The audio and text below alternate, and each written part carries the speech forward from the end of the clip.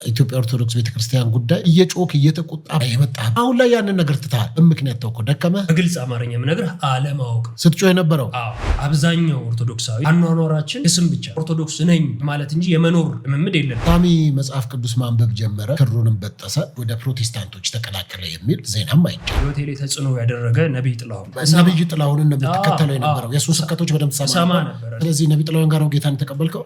ጥያቄዎችን በደንብ ተመልሶልኝ እግዚአብሔር ረዳኝ ብያምናለሁ። አሁንም ብዙ ይረዳል። ራይድ ሹፌር ኮንክ አትለፍልፍ መለስራት ብዙ የራይድ ሹፌር ለፍላፊ። ስለዚህ አሁን በቃ ዘፈን መስማት ምናምን ተውክ። የኤፍሬም ታምሩና የአስቴር አወቀ ሱሰኛ ነበር። አሁን ተመልሻለሁ ላለመስማት። አንዱ ወደ ጴንጤነት ለመምጣቱ ማረጋገጫ የነበረው እሱም ነበር። አሁን ፕሮቴስታንቱ ከፍ ብሎ እንዲታይ እንትናኛ ጋር መጣ። ለምሳሌ ስም ጠቅስላለሁ፣ ዮኒ ማኛ ከየት የመጣ ነው? እንዴት ደፈርከው? ራሱ ሴቶች ሲጭኑ ደግሞ ይሄንን የወሲብ ጥማታቸውን በንግግርም በምንም አጋጣሚ መጠቀም የሚፈልጉ ደግሞ ብዙ ሴሰኛ ወንዶች የመገለል ብቸኛ የመሆን ጓደኛ የማጣት የሚረዳው ሰው የማጣት ነገር አትሆንም። የሰቀሉት ሁሉ ቤቱ የሚያደርጉትን ያቁምና ይቅር በላቸው ያለን አምላክ እከተላለሁ እያልክ ለክርስቶስ ብዬ ነው የምደባደበው የምገዳደለው ካልክ ክላሽ ያረ እንዴት አድርጎ ፊሊፕ አድርጎ ተገልብጦ ነው ዛሬ ተመልሶ መጥቶ የጴንጤ መዝሙር እየሰማ ነው? ዩጎ ሄድ ነበር አንዳንዴ እና በቃ እዛ ከደረስኩ በኋላ የተሰማኝ ሰባላም ሌላ ነው። የምፈልጋቸውን መልሶች የሚሰጡኝ ሰዎች አገናኘኝ። እያንዳንዱ ጥያቄዎች ይመልሱ። ከ13 እስከ 15 ዓመት እድሜ ውስጥ ያለችን ታዳጊ